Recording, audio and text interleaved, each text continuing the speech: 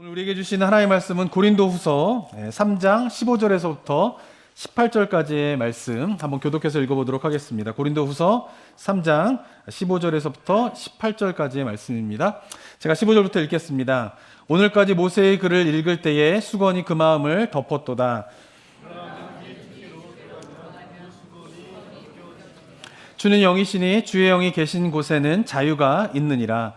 우리가 다 수건을 벗은 얼굴로 거울을 보는 것 같이 주의 영광을 보매 그와 같은 형상으로 변화하여 영광에서 영광에 이르니 곧 주의 영으로 말미암음이라. 아멘. 오늘은 2024년 이제 마지막 주일입니다. 그리고 이번 한 주간은 2024년을 보내고 2025년 새해를 맞이하는 한 주간을 저희가 이제 맞이하게 됩니다. 그래서 특별히 이제 한 해를 보내고 새해를 맞이하는 이 주간에 특별 새벽 기도회로 좀 모이려고 합니다. 그러면서 이제 새해에 나아가야 할 신앙의 방향이 무엇인가를 함께 우리 성도님들과 한번 묵상해 보기를 원하는데요. 2025년을 맞이하여서 우리 성도님들과 함께 품고 싶은 제 신앙의 목표는 뭐냐면은 기도의 문을 여는 것입니다. 그래서 특별 새벽 기도의 주제도 기도의 문을 열라 이렇게 제목을 좀 정했습니다. 제가 사역을 시작한 해가 1999년이었거든요. 근데 1999년에 사역을 시작해서 이제 올해로 25년 정도 이제 사역을 했습니다. 한국에서 한 10년 정도 이제 사역을 했고요. 미국에서 15년. 미국에서 이제 생활하는 게 사역을 하는 게 더 길어지더라고요. 따져보니까. 그렇게 사역을 좀 하게 되면서 이제 여러 교회랑 여러 사역을 이제 좀 경험하게 되었습니다. 근데 25년 동안 여러 교회에서 사역을 하게 되면서 듣게 되는 공통적인 한 가지의 목소리가 있었습니다. 그것은 뭐냐면 점차 한국 교회에서 기도의 불씨가 꺼져가고 있다라고 하는 목소리였습니다. 한국교회는 70년대와 80년대에요. 정말 세계 유례를 찾아볼 수 없는 그런 놀라운 이제 교회 성장을 이루게 되었습니다. 그리고 이때 교회 성장을 이끌었던 결정적인 원동력은 뭐였냐면 바로 기도였습니다. 기도. 교회마다 철야 기도회가 있었고요. 정말 철야입니다. 철야. 밤새도록 하는 기도를 했었고요. 부흥회가 전반기, 후반기, 이 교회에서 하면 이 교회로 가고 저 교회로 가면 저 교회로 가면서 부흥회를 통하여서도 기도의 그런 열정들이 불타올랐고요. 산마다 기도원들이 세워지게 되면서 또 기도원에서 열심히 기도하던 모습이 70년대, 80년대의 모습이었고 그런 열정적인 기도가 바로 한국교회의 그런 성장을 이끌었다라고 볼 수가 있습니다. 자, 하지만 이런 기도의 운동이 2000년대를 들어서게 되면서 점차 식어지게 되게 됩니다. 그리고 25년이 세월이 흐른 요즘에는 한국도 그렇고 이민교회도 그렇고 기도원들이 점차 사라지고 있어요. 예전에 그렇게 산마다 있었던 기도원들이 점차 사라지고 있고요. 요새는 밤새도록 하는 철야 기도를 하는 교회는 찾아보기가 힘든 상황이 되었습니다. 그러면서 많은 교회들이 공통적으로 이야기하는 게 뭐냐면은 한국교회 이제 기도의 불씨가 점차 꺼져가고 있다라고 하는 탄식의 목소리가 이곳저곳에서 들리게 되는 것을 보게 됩니다. 자, 그렇다면은 왜 그렇게 뜨거웠던 기도의 열정이 한국교회에서 이렇게 식게 되었는가? 그 이유가 무엇 때문인가? 라고 하는 것에 대해서 한번 생각해 보아야 할 것입니다. 여러 가지 이유가 있겠지만 제가 사역을 하면서 좀 느낀 한 가지는 뭐냐면은 왜 이렇게 기도의 불씨가 꺼지게 되었는가? 라고 했을 때 제가 생각하는 한 가지 이유는 뭐냐면은 바로 성도님들의 삶의 환경은 달라졌는데 기도의 방향은 달라지지 않은 것이 주요한 원인이 아니었나라는 생각을 해보게 됩니다. 무슨 말인가 하면은 한국교회에서 기도의 불씨가 꺼지기 시작한 시점이 그리고 한국교회가 이제 성장을 하다가 성장이 꺾이게 된 시점이 언제냐면 2000년대예요. 2000년대부터 꺾이게 되고 그런 기도의 불씨들이 이제 꺼지게 됩니다. 제가 그때 사역을 하기 시작한 거예요. 그죠? 한참 불타오를 때 은혜 받아가지고, 목사 돼가지고, 그죠? 꺼질 때에 사역을 하고 있는 그런 이제 세대가 된 것이죠. 자, 그런데 이러한 일들이 2000년대를 기점으로 꺼지게 되는데, 아이러니컬하게도 우리나라가 1인당 국민소득 만불 시대에 접어든 것이 언제냐면 바로 2000년도입니다. 한번 도표를 보시게 되면요. 여기 보면은 1999년에서 2000년으로 넘어갈 때 1인당 국민소득이 만불이 되게 되고요. 2006년도에는 잘 화면이 보이시는지 모르겠는데 2만 불로 넘어가게 되고 2018년에는 3만 불, 지금은 4만 불을 이제 기대하는 그런 경제적인 성장을 이제 한국이 이루어지게 됩니다. 근데 이때부터 뭐예요? 한국 교회에 보면은 성도들한테 물어본 건데 개인의 생활에서 종교가 중요하다라고 대답하는 비율도 이때를 기점으로 점점 꺾이게 되게 됩니다. 그리고 교회 성장도 꺾이게 되고 교회마다 기도에 대한 불씨도 점점 식어지게 되는 일들이 일어나게 되는 것입니다. 90년대 제가 이제 20대였는데요. 20대에 뉴스나 뭐 여러 사회적인 그런 데에서 많이 이야기하던 게 있었어요. 그것은 뭐냐면 이제 만불시대가 된다. 만불시대가 된다라고 하는 뉴스와 방송들이 되게 많이 나왔습니다. 왜냐하면 그때 당시에 만불시대가 1인당 국민소득이 만불시대가 된다라고 하는 것은 뭐냐면은 우리나라가 그동안 오랫동안 개발도상국이었는데, 그죠? 개발도상국에서 이제 선진국으로 넘어가게 되는 문턱을 뭘로 봤냐면 1인당 국민소득이 만불로 넘어가게 되는 것을 이제 선진국으로 들어가게 되는 시점이다라고 보았던 것이에요. 그래서 국민소득이 이제 만불시대가 되게 되는데, 이때는 이제는 먹고 사는 일이 그동안 힘들었는데, 그죠? 근데 이제 먹고 사는 일에 대한 걱정이 아닌 뭔가 삶의 여유를 생각하는 그런 선진국 시대로 우리가 들어가기 때문에 그러한 시대를 좀 준비해야 된다라고 하는 이야기가 90년대에 굉장히 많이 사회적으로 있었던 것을 제가 기억하게 됩니다. 그런데 선진국의 신호가 되는 국민소득 만불 시대를 이룩한 2000년대부터 한국 교회에서 기도의 불씨가 사그러들기 시작했고, 교회의 성장도 멈추면서 꺾이기 시작했고, 성도들의 개인적인 삶에서 기독교 종교가 미치는 영향력도 점점 수그러들게 되었다라고 하는 것은 저는 상관없는, 의미 없는 현상이 아니라는 것이죠. 뭔가 이게 만불시대가 되게 되면서 기도의 불씨들이 꺼지게 되고 교회 성장이 꺾이게 된 이 두 가지가 서로 연결되어 있다라고 봐야 하는 것이죠. 단순하게 말한다라고 하면은 이제 먹고 살만해졌으니까 간절함이 사라지게 되었고, 간절함이 사라지니까 기도의 열정도 식게 되었다라고 단순하게 말할 수 있을 것입니다. 그런데 한 번 더 깊게 한번 생각해 본다라고 하면은 어떻게 생각할 수 있냐면, 먹고 살기에 급급하던 삶의 환경에서 이제는 먹고 살 만한 환경으로 성도들의 삶은 변화가 있었는데, 먹고 살기에 급급한 시절에 기도하던 내용이 먹고 살 만한 시대에는 변화가 없었다라고 하는 것이에요. 그러니까 삶의 환경은 달라졌는데 그 삶의 환경에 맞는 기도의 방향이 수정되지 않았기 때문에 삶과 기도가 뭔가 연결되지 않으면서 성도님들의 기도에 대한 열정이 식게 되었다라고 저는 보는 것입니다. 먹고 살기 급한 환경에서 신앙생활 할 때는요, 기도의 내용이 주로 뭡니까? 살기 힘든 환경을 바꿔달라고 하는 간구의 기도가 될 수밖에 없어요. 그죠? 70년대, 80년대에 많은 사람들이 기도의 열정이 컸었던 이유죠. 또 여기 계신 분들도 처음 이민에 왔을 때 얼마나 사는 게 힘들으셨습니까? 그러니까 이민교회 모이셔가지고 열심히 기도하고 부르짖었던 주된 내용이 뭐예요? 좀 삶의 환경이 좀 나아지기를, 삶의 환경이 바뀌기를 어떻게 해요? 기도하는 간구의 기도가 컸던 것이죠. 그리고 그때 당시에는 먹고 살기 힘든 환경에서 의지하고 붙잡을 거는 뭐밖에 없었어요? 기도밖에 없었어요. 기도밖에. 그렇지만 2000년대에 들어서면서 삶의 환경이 달라지게 되는 것이에요.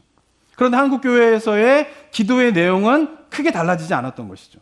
70년대, 80년대 한국교회가 성장할 때 성도들이 열심히 기도했던 그 기도의 주된 내용은 삶의 환경이 달라지기를 간구하는 것이었어요. 이때 더 나은 삶을 추구하는 것을 중심으로 기도 훈련을 받았고, 주로 기도하는 내용들은 그런 걸로 은혜 받고 그런 거에 도전을 받아서 사람들이 교회에 모이고 하는 일들이 있었는데, 2000년대 들어가지고 삶의 환경이 달라졌는데 여전히 삶에 대한 기도의 내용은 삶의 환경이 달라지기를 원하는 간구의 기도가 주가 되었다라는 거예요. 변하지 않았다라는 거예요. 70년대, 80년대 삶의 환경에서 기도 외에는 달라질 수 있는 방법이 없었는데 2000년대 들어서 대한민국의 선진국의 대열에 들어가게 되고, 여기 계신 이민자분들도 어느 정도 처음에는 이민 생활이 굉장히 힘들었지만 또 지내다 보니까 먹고 살 만한 여유들이 좀 생기게 되면서 어떻게 해요? 삶의 환경을 달라지게 하는 기도는 굳이 하지 않아도 점차 어떻게 해요? 삶의 환경이 나아지게 되는 일들이 일어나게 된 거예요. 굳이 기도하지 않아도 열심히 일하면 뭐예요? 경제적으로 넉넉한 생활을 할 수 있게 된 거예요. 굳이 기도하지 않아도 의료 환경이 좋아지게 되면서 좋은 치료를 받으면서 굳이 기도하지 않아도 병을 낫게 되는 일들도 일어나게 된 것이에요. 그러다 보니까 예전처럼 삶의 환경이 변화될 것을 구하는 기도가 별로 성도님들의 삶들 속에서 기도 가운데에서 필요하지 않는 환경으로 되었다라고 하는 것입니다. 이렇게 삶의 환경이 달라졌지만 한국교회에서 여전히는 뭐예요? 힘들고 어려운 시절에 뜨겁게 열정을 일으킨 기도의 내용인 간구의 기도만 가르치고 그런 기도 중심으로 기도 생활을 하는 성도님들의 모습이 있기 때문에 2000년대 들어와서 환경이 달라졌는데 그런 기도의 내용과 환경과 뭔가 맞지 않는 그런 일들이 생기면서 기도의 열정이 식어지게 되었다라고 저는 보는 것입니다. 삶의 환경이 달라지면서 기도의 방향도 무엇인가 달라져야 하는데 이런 것과 관련된 기도의 가르침이라든가 기도의 방향을 트는 교회 운동이 있지 않았기 때문에 기도에 대한 열정들이 지금 식게 된 것은 아닌가라는 생각을 해보게 되는 것입니다. 자, 그렇다면 예전과 달리 삶의 환경이 달라진 오늘날 우리가 지향해야 할 성경적인 기도의 모습은 무엇인가 라고 하는 것에 대한 답을 찾아야지만이 다시금 우리 가운데에서 저는 기도에 대한 열정이 일어나게 될 거라고 저는 생각합니다. 그런데 그 답이 어디에 있냐면 바로 오늘 읽은 본문 속에 있습니다. 다시 한번 고린도후서 3장 15절 말씀 한번 읽어볼까요? 3장 15절 말씀 한번 읽어보겠습니다. 시작.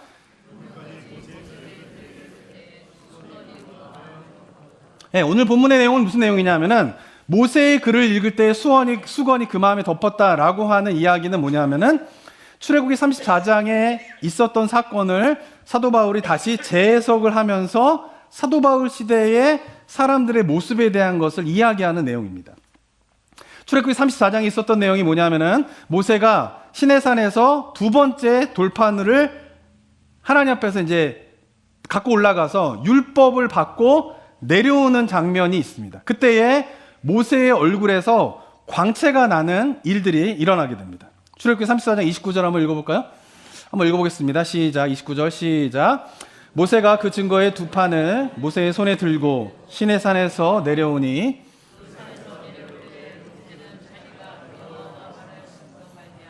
얼굴 피부에 광채가 나나 깨닫지 못하였더라. 30절 읽겠습니다. 아론과 온 이스라엘 자손이 모세를 볼 때에 모세의 얼굴 피부에 광채가 남을 보고 그에게 가까이 하기를 두려워하더니 34장에서 있었던 일은 뭐냐면은 모세가 시내산에 올라가서 돌판 두 개에서 10계명을 받게 됩니다. 근데 그 받게 될 때 뭐예요? 하나님을 대면한 것이에요. 그 하나님을 대면하고 내려오게 되자 모세의 얼굴에서 광채가 나는 거예요. 그것은 뭐냐면 하나님의 영광의 광채가 모세의 얼굴에서도 비춰지게 되는 것이에요. 그런데 이스라엘 백성들이 모세의 얼굴에서 나는 광채를 보고 두려워하게 됩니다. 그래서 그것을 피하게 돼요. 그래서 이스라엘 백성들에게 하나님께로 받은 율법을 설명할 때에 모세의 얼굴에서 광채가 나게 되니까 이스라엘 백성들이 두려워하게 되니까 어떤 일을 하게 되냐면 모세가 얼굴을 수건으로 가리우게 됩니다. 그 광채를 가리우게 되는 거예요. 그리고 율법을 설명하는 장면이 출애굽기 34장의 29절과 30절의 내용인 것입니다. 자, 그런데 모세는 이 사건을 비유적으로 다시 설명을 하게 되면서 그 당시에 유대인들의 모습이 어땠는가에 대한 이야기를 고린도후서 3장에서 하고 있는 것입니다. 모세의 얼굴에서 광채가 나는 것을 가리우기 위해서 모세가 수건을 쓴 것처럼 예수님 당시에 유대인들의 마음에는 수건이 덮여 있어서 하나님의 영광을 제대로 보지 못하고 있음을 사도 바울이 고린도후서 3장에서 지적을 하게 됩니다. 그러면서 이제 예수 그리스도가 오셨기 때문에 일어난 일 중에 하나가 뭐냐면 예수 그리스도를 통하여서 그 마음에 덮어져 있는 수건이 벗겨지게 되고 모세가 하나님의 영광을 대면하여서 경험한 것처럼 예수 그리스도를 믿는 자들은 하나님의 영광을 볼 수 있게 되었다라고 하는 선언을 고린도후서 3장에서 하고 있는 것입니다. 자, 우리가 어떻게 하나님의 영광을 모세와 같이 바라보면서 그 영광 가운데에 참여할 수 있을까요? 그것은 바로 기도를 통해서 가능한 것이다 라고 하는 것입니다. 우리가 예수 그리스도의 십자가의 보혈을 의지하여서 예수 그리스도의 이름으로 기도할 때에 우리가 누릴 수 있는 기도의 가장 큰 복은 뭐예요? 하나님의 영광을 보는 거예요. 하나님의 영광 가운데에 뭐예요? 거하는 거예요. 다시 바꿔 말하면 하나님을 만나게 되는 일이 어디에서 일어나게 됩니까? 기도 가운데 일어나게 된다는 거예요. 모세가 시내산에 올라가서 하나님을 대면하였던 것과 같이 구약 시대에는 모세만이 그것을 경험했는데 이제 예수 그리스도가 오심으로 말미암아 일어나게 된 놀라운 구원의 축복은 뭐냐면 예수 그리스도를 믿는 모든 자들이 모세가 시내산에 올라가 하나님의 얼굴을 보면서 그 하나님의 영광 가운데 들어가게 되어서 그 광채를 바라봤던 것처럼 예수 그리스도를 믿는 모든 그리스도인들은 바로 마음이 덮여져 있던 수건이 벗겨지게 되면서 하나님의 영광을 바라보게 될 것이다 라고 하는 선언을 고린도후서 3장에서 하고 있는 것입니다. 그런데 이것이 어떻게 가능합니까? 기도를 통해서 가능하다라고 하는 것입니다. 그러면서 예수 그리스도가 이 땅에 오심으로 말미암아 예수님을 믿는 모든 자들이 누려야 할 구원의 큰 은혜는 뭐냐면 바로 그 하나님의 얼굴을 보는 것인데, 왜냐하면 그 하나님의 얼굴을 보는 자만이 누리게 되는 은혜가 무엇이냐 하면 바로 자유인 것입니다. 그래서 고린도후서 3장 17절에서 사도 바울이 이렇게 이야기합니다. 17절 한번 읽어볼까요? 시작. 그리스도인들이 구원의 은혜가 뭐예요? 자유함을 누리는 거예요. 자유함을. 구원받은 자가 누려야 될 은혜가 뭐예요? 자유함을, 죄에서 용서함을 받았다라고 하는 의미가 뭡니까? 죄로 말미암아 구속되어져 있던 삶이 어떻게 되는 거예요? 자유함을 누리는 거예요. 근데 그 자유함을 누리는 방법이 뭐냐 하면은 고린도후서 3장 17절에서 주는 영이시니 주의 영광 가운데, 주의 영이 계신 곳에 뭐가 있어요? 자유를 맛보게 된다는 거예요.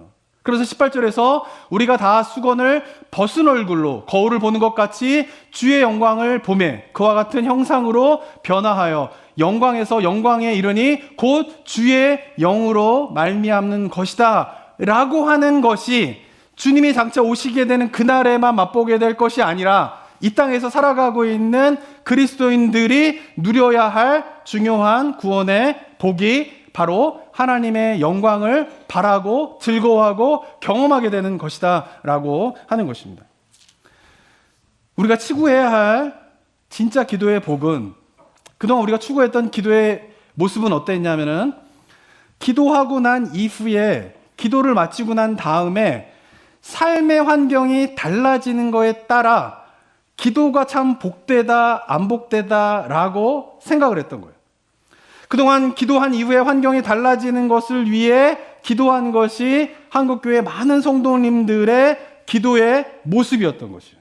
하지만 삶의 환경이 달라지게 되자 이러한 기도의 방향은 힘을 잃게 됩니다. 이유가 무엇 때문이냐면은 기독교 신앙에서 진정한 기도의 복은 기도하고 난 다음에 내가 처한 상황이 달라지느냐 안 달라지느냐에 있는 것이 아니라 기도하는 가운데에 누구를 만나는 거예요? 하나님을 만나는 것이에요. 그러니까 기도하는 시간 그 자체가 뭐예요? 복이라는 거예요. 근데 많은 경우는 어떻게 해요? 기도하고 난 다음에 어떤 일이 벌어지는가에 따라 내가 기도한 대로 무엇인가 일이 이루어지면 참 복되다, 내가 복을 받았다, 기도의 복을 누리게 되었다 라고 생각을 하고, 기도하고 난 다음에 기도한 대로 뭔가 상황이 벌쳐지지 않으면 기도의 응답을 못 받았다, 기도의 복을 내가 경험하지 못했다 라고 생각을 하는 거예요. 그러니까 기도의 기준, 기도를 통하여서 누리게 되는 복의 기준이 뭐냐면 기도하는 가운데에서 뭔가 하나님을 경험하면서 누리게 되는 복이 아니라 기도하고 난 다음에 그 다음에 어떤 결과가 일어나게 됐는가에 따라서 기도의 복과 기도의 응답을 받았다라고 생각을 하게 되는 거예요. 근데 이것이 환경이 어려운 가정 속에서 뭔가 조금씩 나아지게 되는 그런 환경을 경험하게 될 때는 기도의 원동력이 되는 거예요. 그런데 환경이 달라지게 되자 기도 가운데에서 누려야 된 복은 기도하고 난 다음에 어떤 일이 벌어지는가에 초점을 두게 되면 기도에 대한 열정은 식어질 수밖에 없다라고 하는 것입니다. 물론 기도하고 난 다음에 내가 기도한 대로 뭔가 환경이 달라지게 되는 그것도 중요한 기도의 응답이고, 그것도 기도를 통해서 누려야 되는 굉장히 중요한 복임에는 틀림없습니다.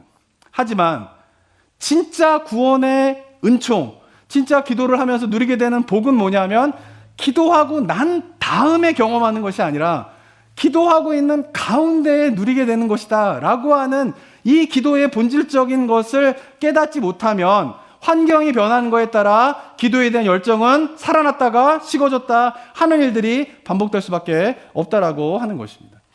저는 하나님께서 우리가 기도하고 난 다음에, 기도하고 난 이후에 환경이 달라지게 되는, 뭔가 기도한 대로 뭔가 응답을 받게 되는 은혜를 경험하게 되는 중요한 이유가 무엇이냐면 우리 가운데 하나님에 대한 인식을 깨우치기 위한 방편이라고 생각을 해요. 왜냐하면 처음부터 기도하자마자 막 하나님을 만나고 기도하자마자 막 하나님의 영광을 경험하게 되고 막 이런 게 되면 얼마나 좋겠습니까? 근데 그게 안 돼요. 뭔가 기도에 대한 훈련이 좀 돼야지 이게 뭔 말인지를 알아요. 하나님의 영광을 보는 게 뭔가, 하나님을 만난다는 게 도대체 뭔가, 이런 건 좀 훈련이 돼야지. 마음에 있는 무거져 있는 몸을, 마음의 밭을 좀 많이 갈아엎는 영적인 훈련들을 좀 쌓아야지만이 그것이 가능한 거예요.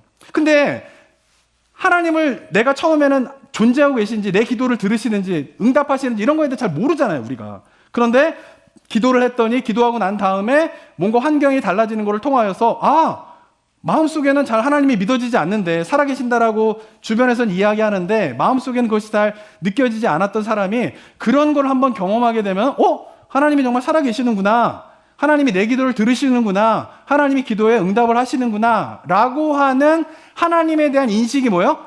깨어나게 되는 일들이 기도를 하고 난 다음에 벌어지는 것으로 인하여서 생겨나게 되는 거예요. 이해가 되시나요?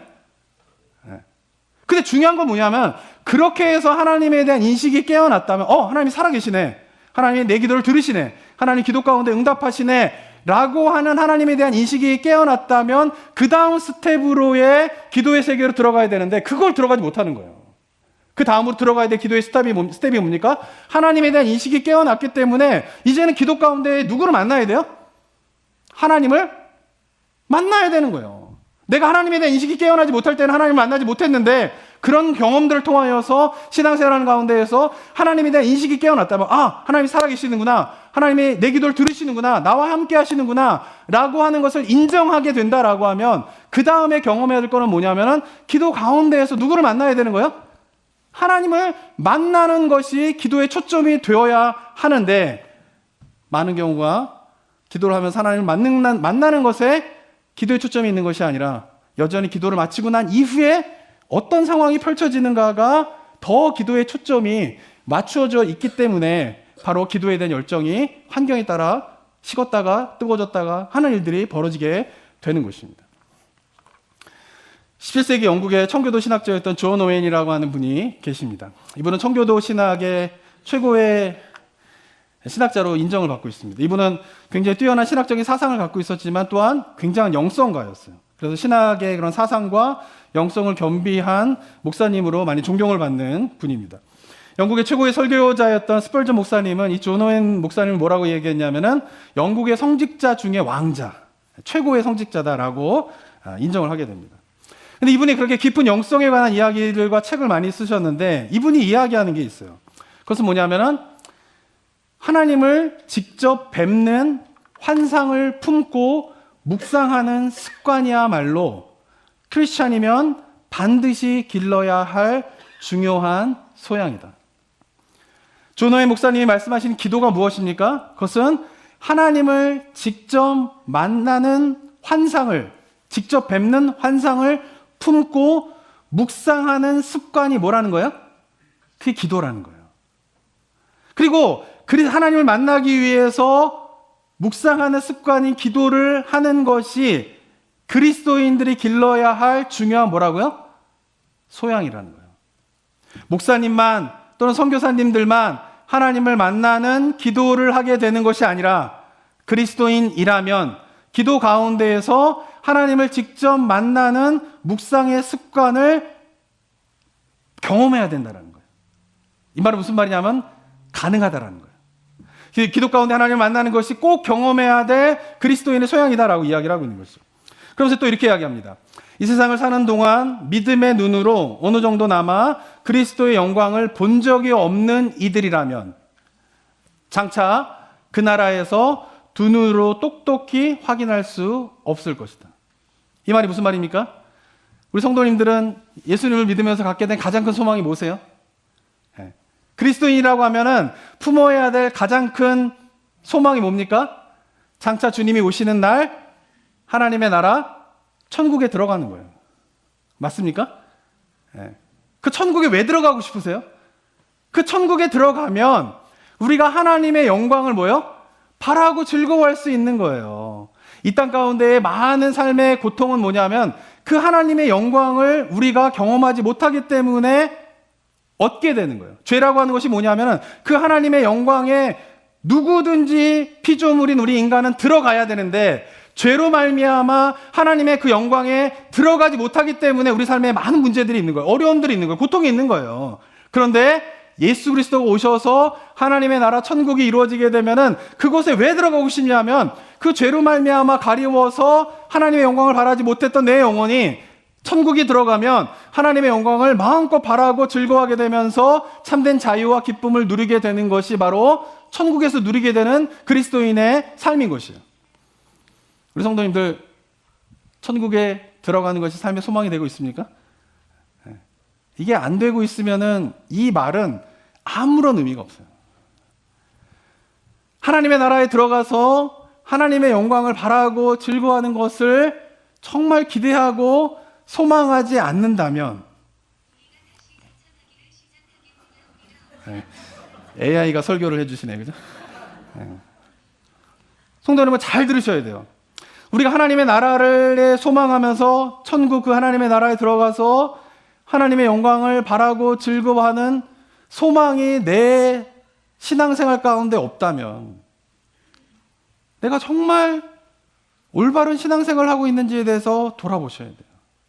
왜냐하면 그리스도인으로서 누리고 소망하고 기대하는 가장 큰 영광스러운 건 뭐냐면은 하나님의 나라에 들어가서 그 하나님의 보좌 앞에서 내가 주님의 영광을 바라고 즐거워하는 존재로서 하나님 앞에 서게 되는 것이 뭐예요?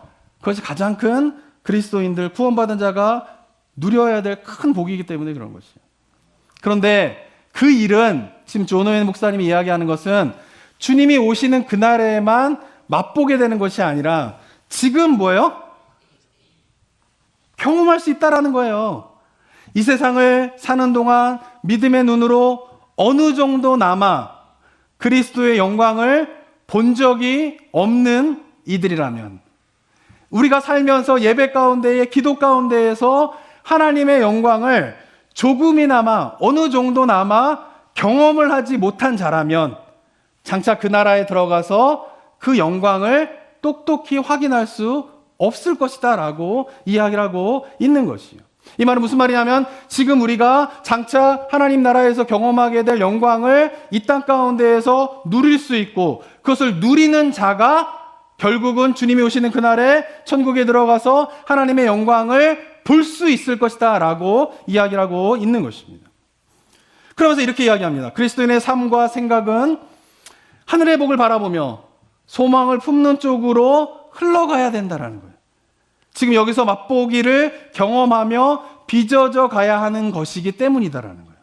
그러니까 하나님의 나라의 소망에 대한 것이 그리스도인에게 있어서 가장 큰 소망인데, 그 소망을 이루기 위해서는 지금은 아무런 그런 영광스러운 것을 경험하지 못하다가 갑자기 주님이 오시는 그날에 그것을 경험하게 되는 일들이 일어나게 되는 것이 아니라 지금 여기서 조금이나마, 어느 정도나마 하나님의 영광을 경험하게 되는 것이, 그 경험이 빚어져 가게 되면서 결국은 하나님의 영광을 경험하게 되는 종말의 때에 큰 축복을 맛보게 될 것이다 라고 이야기를 하고 있는 것입니다.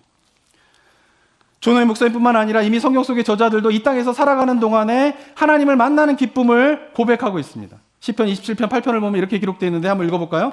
시작. 너희는 내 얼굴을 찾으라 하실 때에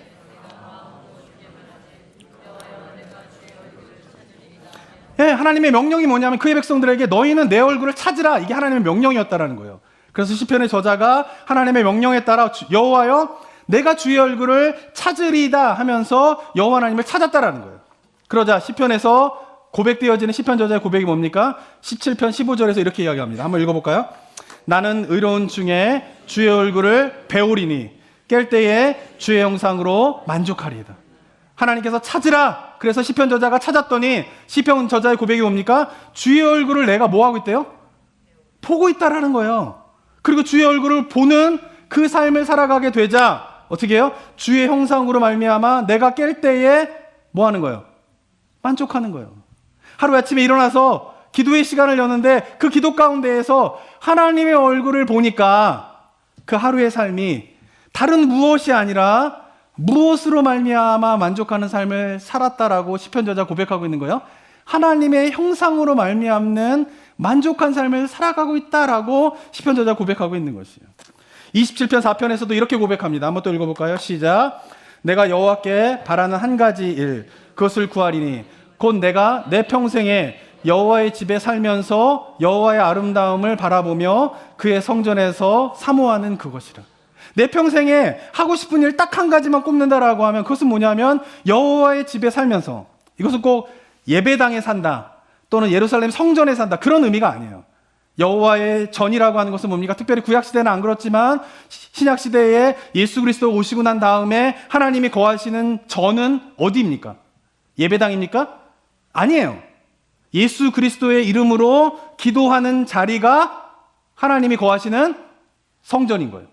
그것이 만약에 나의 가정이다 그러면 그 가정이 하나님이 거하시는 뭐가 되는 거예요? 성전이 되는 거예요. 내가 하고 있는 비즈니스가 내가 예수 그리스도의 이름으로 기도하는 처소가 된다라고 하면 내가 하는 그 비즈니스가 하나님이 거하시는 뭐가 되는 거예요? 성전이 되는 거예요. 내가 일하고 있는 직장이 내가 예수 그리스도의 이름으로 기도하는 처소가 된다라고 하면 그 직장이 하나님의 임재가 있는, 하나님이 거하시는 뭐가 되는 거예요? 성전이 되는 거예요.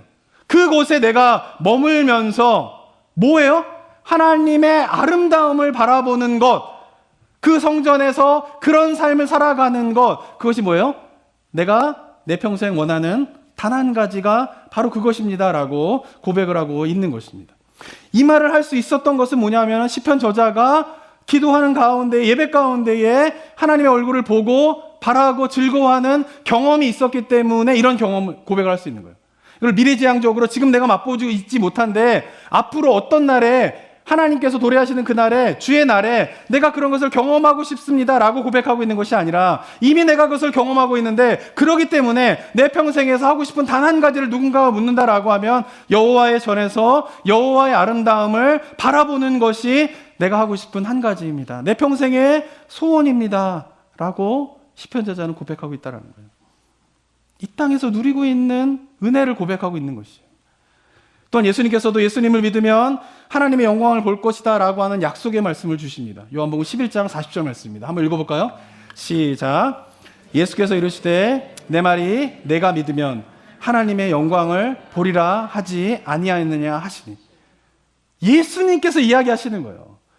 네가 내 말을 믿으면 네가 뭐를 보게 된다라고요?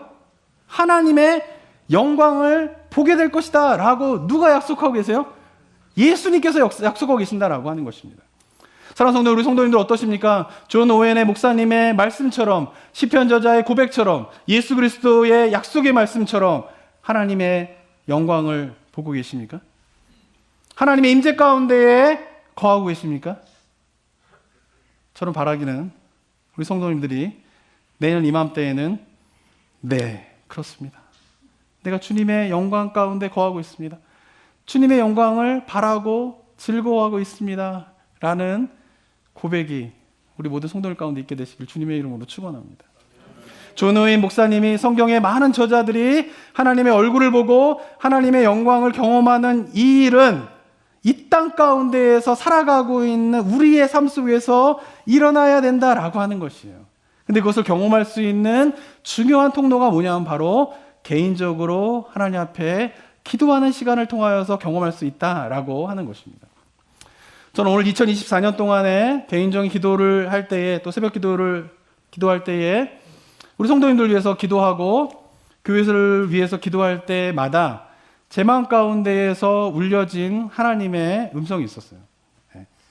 그것은 뭐냐면은 내가 지금 기도 가운데에서 하나님을 만나고 경험하고 있는 이 은혜를 우리 모든 성도님들도 경험했으면 좋겠다라고 하는 개인적인 소망과 그것을 경험할 수 있도록 네가 해야 된다라고 하는 하나님의 음성들이 제 마음 가운데 가득 차게 됐어요. 그래서 내년을 묵상하면서 목회의 방향을 해서 기도의 문을 열라라고 정한 것입니다. 그리고 이번 한 주간 동안 우리 성도님들에게 기도의 단계에 대해서 6단계의 문들을 하나씩 어떻게 열게 되는가에 대해서 가능하면 자세하게 이야기를 좀 나누려고 합니다.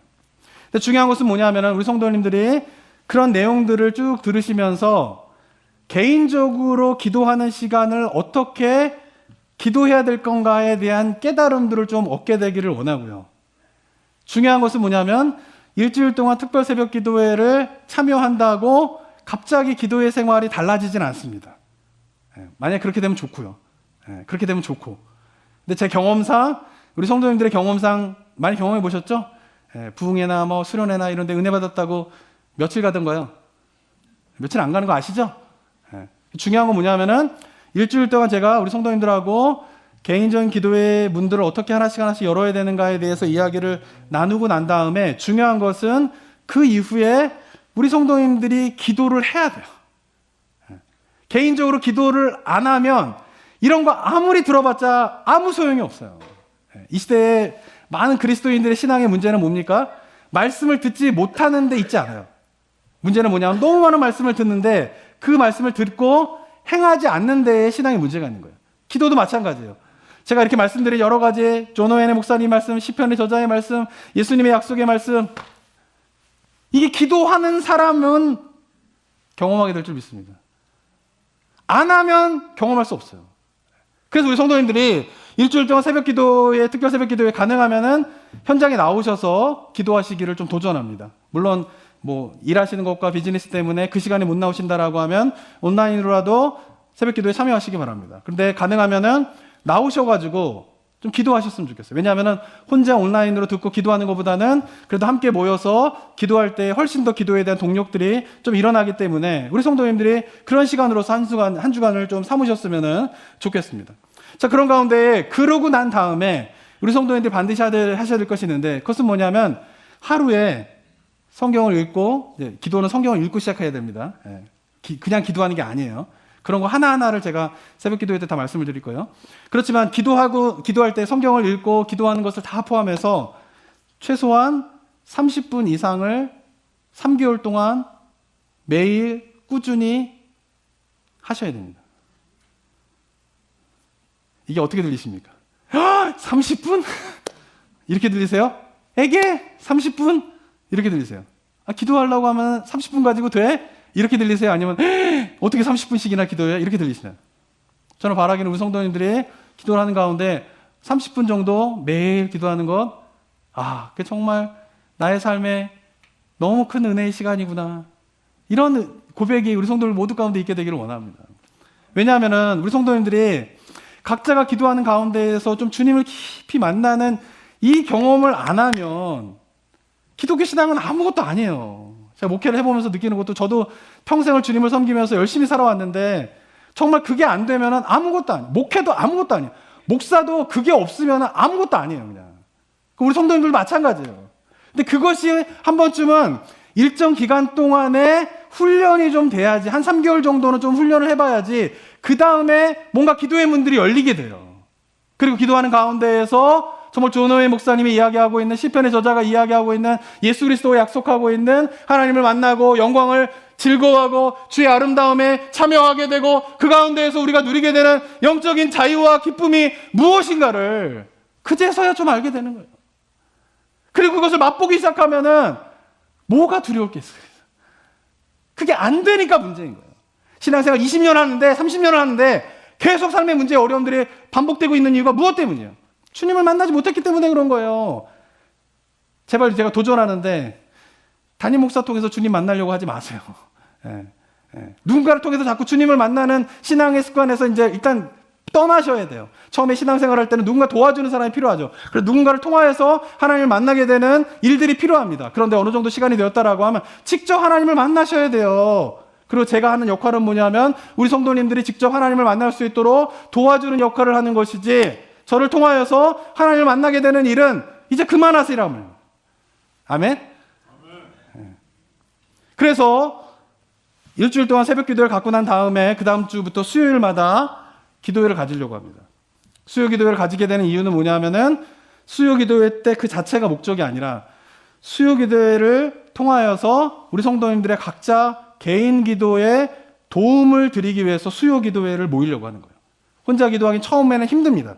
그런데 수요 기도회 때 함께 모여서 개인 기도 때 어떻게 해야 되는 것과 똑같은 방식으로 수요 기도회 때 기도할 거예요. 보통 수요 기도회, 금요 기도회 하면 설교 들어오시죠? 제가 설교 안 할 거예요.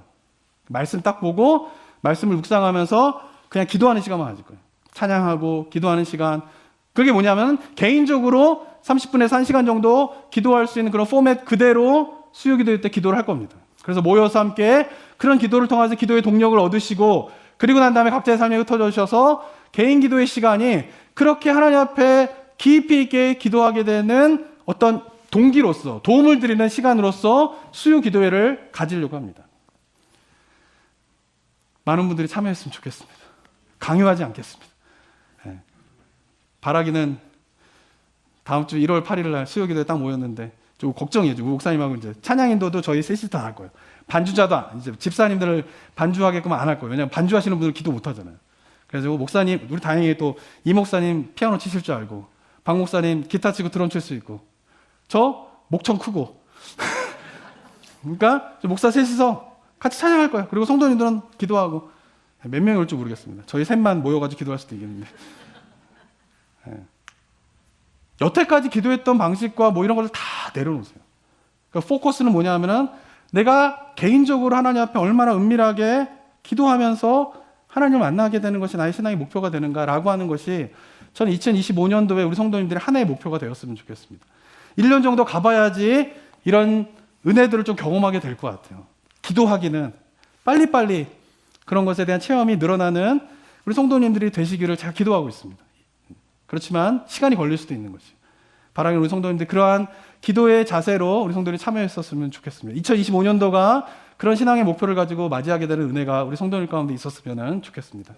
마지막으로 기도에 대한 여러 가지 정의가 있는데, 제가 볼 때 너무나 기도에 대한 정의를 잘 내린 팀 켈러 목사님의 기도의 정의를 읽고 설교를 마치도록 하겠습니다. 팀 켈러 목사님이 기도에 대해서 이렇게 이야기합니다. 기도란 하나님이 거룩한 말씀과 은혜로 시작하신 대화를 끊임없이 이어가는 것이에요. 이게 굉장히 중요합니다. 뭐로 시작하셔야 돼요? 하나님의 거룩함을, 기록된 말씀, 성경으로 시작하셔야 돼요. 기도는 성경의 말씀으로 시작하셔야 돼요. 이게 훈련이 되셔야 돼요. 그러면서 끊임없이 뭐 하는 거예요? 하나님과 대화하는 거예요. 대화하는 거예요. 그리고 마침내 주님과 온전히 만나는 단계에 이르는 일을 가리킨다라고 이야기를 하고 있습니다. 저는 바라기는 우리 성도님들이 이 기도의 정의에 포함되어 있는 거룩한 말씀과 은혜로 시작하여서 끊임없는 대화 가운데에서 마침내 주님과 온전히 만나게 되는 그 일을 경험하는 삶의 모습이 2025년도 우리 성도님들의 모든 삶의 모습 되시기를 주님의 이름으로 축원합니다. 사랑과 은혜가 충만하시는 하나님 아버지,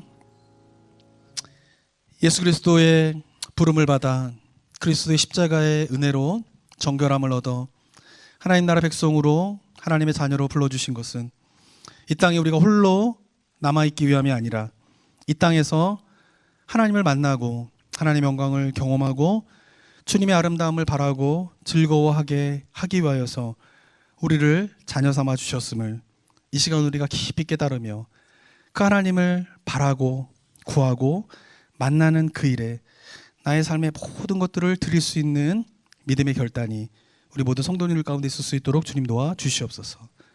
그런 믿음의 결단을 따라 주님 앞에 무릎 꿇고 기도하며 은밀하게 나아가기로 다짐한 주의 백성들의 기도 가운데 주님 함께하여 주셔서 시편 저자가 고백한 예수 그리스도께서 약속하신 수많은 믿음의 선배들이 경험한 주님을 기도 가운데 만나며 그 영광을 바라고 즐거워할 때 누리게 되는 참된 자유와 기쁨을 맛보는 은혜가 우리 모든 성도들 가운데 있을 수 있도록 인도하여 주시옵소서. 그래서 주님 앞에 기도하여서 주님을 만날수록 장차 내가 맛보게 될 하늘의 영광이 얼마나 큰 것인가를 더 소망하게 하여 주시옵고, 지금 누리게 되는 하나님의 영광도 이렇게 큰데 장차 맛보게 될 그 하나님의 영광은 얼마나 크고 아름다운 것인가를 내가 직접 경험하면서 하나님의 나라 천국을 소망하며 그 삶을 향하여서 이 땅 가운데 성실하게 믿음의 백성의 삶을 살아가게 되는 은혜가 우리 모든 성도들 가운데 있을 수 있도록 주님 도와 주시옵소서. 그래서 나를 위하여서 기도할 뿐만 아니라 나를 넘어서서 내 주변에 있는 사람들을 위하여서 기도하면서 주변에 있는 사람들의 삶 속에서 변화되어지게 되는 놀라운 은혜가 있게 하여 주시옵고, 내가 구하고 간구하는 것마다 하나님의 일하심이 드러나게 되면서 나의 삶이 하나님의 놀라운 구속의 역사 속에서 쓰임받는 그 축복의 은혜를 맛보는 우리 모든 성도님을 되게 하여 주시옵소서. 특별히 두고 온 조국 대한민국을 위해서 기도합니다. 하나님, 안타까운 일들이 계속 벌어지고 있는 그 땅 가운데 다시 한번 그리스도의 은혜가, 그리스도의 복음의 빛이, 그리스도의 영광이 비춰지는 땅 될 수 있도록 인도하여 주시옵소서. 깨어나게 하시고 온전하게 부르짖게 하시고 온전한 영적인 분별력을 가지고 시대를 바라볼 수 있는 교회, 그리스도인들이 일어나 그 땅 가운데 벌어지고 있는 여러 가지 아프고 슬프고 어려운 일들이 그리스도의 사랑으로 회복되어지게 되고 그리스도의 은혜로 말미암아 나음을 입게 되는 역사가 다시 한번 그 땅 가운데서 일어날 수 있도록 주님 은혜를 더하여 주시옵소서. 감사드립니다. 예수 그리스도의 이름으로 기도드립니다. 아멘.